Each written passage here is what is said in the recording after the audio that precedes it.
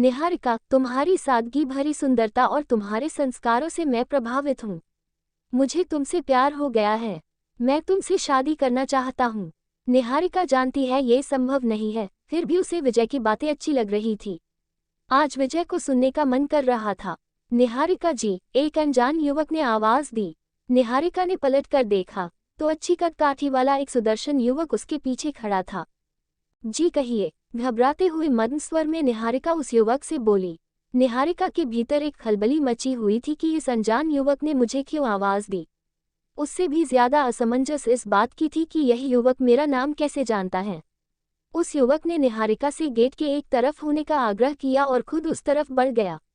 निहारिका भी उसके साथ साथ बैंक के कॉरिडोर के उस हिस्से में आ गई जहां अमूमन कम चहल पहल होती है।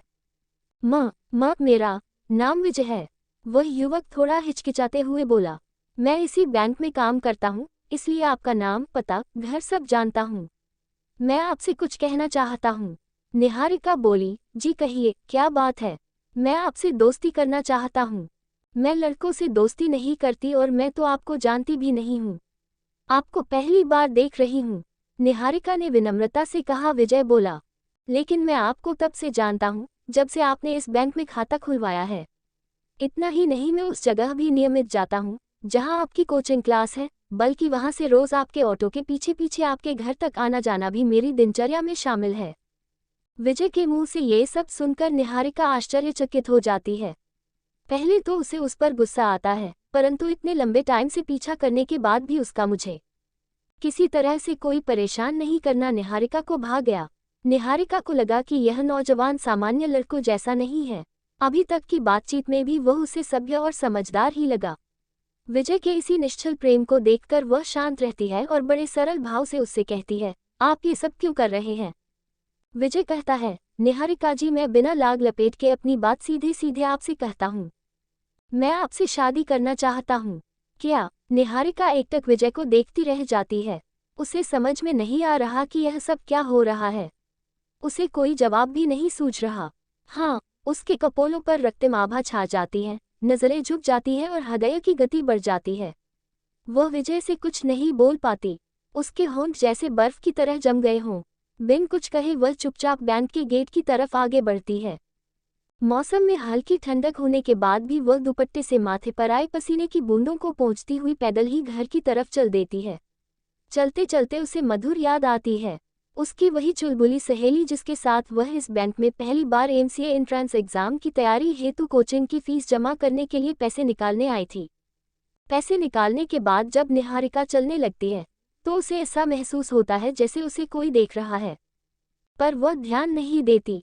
उसकी सहेली मधुर चुटकी लेते हुए बोलती है, सुन निहारिका, वो लड़का थोड़ा सा और लंबा होता तो मेरे लायक था, लेकिन ये तेरे लिए बिल्कुल परफेक्ट है। निहारिका नजरें उठाकर भी नहीं देखती पर मन मन मुस्कुराती है।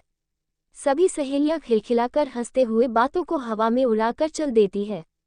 क्या मधुर ने उस समय इसी विजय का जिक्र किया था। वह अपने सिर को हल्की से झटकती है, मानो विजय और उसकी बातों को भूल जाना चाहती हो। वह याद करती है उन दिनों को जब वह बीएससी फर्स्ट ईयर में थी।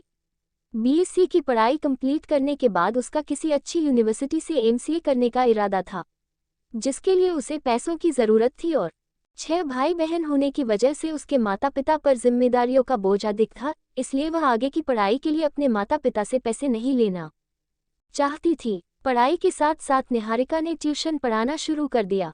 ट्यूशन से मिले पैसों को वह हर महीने बैंक में जमा कर देती थी। बैंक उसके घर से नजदीक ही था।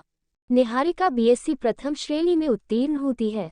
कोचिंग में एडमिशन लेने के बाद हर महीने की तरह निहारिका इस महीने भी ट्यूशन से मिले पैसे जमा करने आई थी। तभी इस अनजान युवक विजय से मुलाकात होती है। उसकी याद आते ही निहारिका का हृदय बिजली की गति से धड़कने लगता है। चलते चलते उसने फैसला किया कि विजय के बारे में माँ को जरूर बताएगी। घर पहुंचकर निहारिका माँ को सारी बात बता देती है। माँ पापा को सब बता देती हैं। पापा बोलते हैं, लड़का ब्राह्मण है लेकिन चौबे है। दुबे चौबे में हमारे यहाँ शादी नहीं होती, फिर भी चलो चलकर लड़के को देख आते हैं। निहारिका के साथ दोनों लोग बैंक जाते हैं। दूर से ही विजय को देखकर घर वापस आ जाते हैं। पापा एक लंबी गहरी सांस लेते हैं और बड़े दबे हुए स्वर में कहते हैं, लड़का तो अच्छा है परंतु पिताजी नहीं मानेंगे, बहुत ही जिद्दी हैं। गांव की पूरी संपत्ति उठाकर किसी और के नाम कर देंगे, मारपीट करेंगे, घर के दरवाजे हमेशा के लिए बंद कर देंगे, बिरादरी से भी बाहर निकाल देंगे। इससे हमारे और बच्चों के जीवन पर बुरा असर पड़ेगा। 1 महीने बाद फिर निहारिका बैंक जाती है। पहुंचते ही विजय निहारिका को रोक लेता है, जैसे वो निहारिका का पहले से ही इंतजार कर रहा हो। निहारिका, मुझे थोड़ा समय दे दो, मैं तुमसे बात करना चाहता हूँ। विजय, समझने की कोशिश करिए, कोई फायदा नहीं, मेरी शादी आपसे नहीं हो सकती। ठीक है, हम कहीं और बैठकर थोड़ी देर बात तो कर सकते हैं। ओके, बोलकर निहारिका घर वापस आ जाती है। माँ, विजय ने आज मुझे फिर रोका, कहता है कुछ देर कहीं और बैठकर मुझसे बात करना चाहता है। बोलो माँ, मैं क्या करूँ?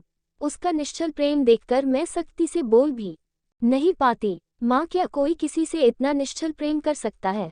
वह 3 साल से मेरा पीछा कर रहा है, फिर भी कभी मुझे परेशान नहीं किया, कानों कान भनक भी नहीं लगने दी, वरना आजकल के लड़के क्या क्या नहीं करते हैं। परेशान भी करते हैं और अभद्र टिप्पणी भी, इनकार करने पर बदनाम करने या हासिल करने के 1000 हथकंडे अपनाते हैं। लेकिन विजय ने मुझे 3 साल के बाद प्रपोज किया। माँ, क्या कोई लड़का इतना भी शरीफ हो सकता है? माँ मुस्कुराते हुए कहती है, जाओ, जाकर थोड़ी देर बात कर लो। निहारिका माँ के चेहरे को देखती ही रह जाती है। समझती है विजय सभी को पसंद है, परंतु दादाजी की वजह से हाँ नहीं कह पा रहे हैं। निहारिका भी ऐसा कोई कदम नहीं उठाना चाहती थी जिससे माँ पापा को कोई तकलीफ हो। अगले दिन निहारिका विजय से मिलने जाती है। दोनों एक रेस्टोरेंट में जाकर बैठते हैं। विजय कोल्ड ड्रिंक मंगाता है। निहारिका, तुम्हारी सादगी भरी सुंदरता और तुम्हारे संस्कारों से मैं प्रभावित हूँ। मुझे तुमसे प्यार हो गया है, मैं तुमसे शादी करना चाहता हूँ। निहारिका जानती है ये संभव नहीं है, फिर भी उसे विजय की बातें अच्छी लग रही थी। आज विजय को सुनने का मन कर रहा था, परंतु अपने आप को संभालते हुए निहारिका कहती है, आप ब्राह्मण हैं, फिर भी हमारी शादी नहीं हो सकती। हमारे यहाँ दुबे चौबे में शादी नहीं होती। मेरे दादाजी नहीं मानेंगे। मुझे एक बार अपने पापा से मिलवा दो। मैं तुमसे वादा करता हूँ, यदि उन्होंने इनकार कर दिया तो मैं कभी तुम्हारी गली में कदम नहीं रखूंगा, कभी तुम्हें परेशान नहीं करूंगा, हमेशा के लिए चला जाऊंगा, कभी भी तुम्हारे सामने नहीं आऊंगा। निहारिका जानती थी कोई फायदा नहीं होगा, पापा कभी भी दादाजी के खिलाफ नहीं जाएंगे और जाना भी नहीं चाहिए। निहारिका भी ऐसा कोई काम नहीं करना चाहती थी जिससे आगे चलकर माँ पापा और उसके भाई बहन को कोई परेशानी हो। नहीं विजय, हमारी शादी नहीं हो सकती, आप मुझे भूल जाएं, इसी में हम सब की भलाई है। विजय का उदास चेहरा देखकर निहारिका भी उदास हो जाती है और दुखी मन से घर वापस आ जाती है। आज सारी रात निहारिका को नींद नहीं आती, शायद उसे भी विजय से प्यार हो गया था। पूरी रात करवटें बदलते बदलते सुबह हो गई। सूरज धूप की चादर ओढ़ चुका था। निहारिका उठी। उसने विजय को भुलाने का प्रयत्न करते हुए अपने रोज के कामों में लग गई। 1 महीने के बाद फिर निहारिका बैंक गई। आज नजरें विजय को ही ढूंढ रही थी, लेकिन विजय कहीं भी दिखाई नहीं दिया। निहारिका से रहा नहीं गया, उसने बैंक के कर्मचारियों से पूछा, आज विजय जी नहीं आए हैं? जी, विजय जी का स्थानांतरण हो गया है। उसने आश्चर्य से पूछा, कहाँ? जी, दिल्ली, इंडियन ओवरसीज बैंक में। अब वे प्रोबेशनरी ऑफिसर हो गए हैं। निहारिका को ऐसा लगा जैसे किसी ने उसके दिल के 1000 टुकड़े कर दिए हों। ऐसा प्रतीत हो रहा था जैसे सब कुछ खत्म हो गया है। दिल अंदर ही अंदर रो रहा था, कहीं पलकों से मोती न धुलक जाएं। सहसा उसने अपने आप को संभाला और मन ही मन कहने लगी, उसने मुझे बताया भी नहीं, बिना बताए ही चला गया। वैसे ठीक ही किया विजय ने, अगर बता देता तो शायद मैं कमजोर पड़ जाती। सोचते सोचते निहारिका के अधरों पर मुस्कान आ गई। विजय ने अपना वादा पूरा किया। वह मुझे कभी भी परेशान नहीं करेगा, कभी भी मेरे सामने नहीं आएगा, हमेशा के लिए चला जाएगा। शायद इसी को सच्चा प्यार कहते हैं। आज निहारिका को विजय पर गर्व हो रहा था।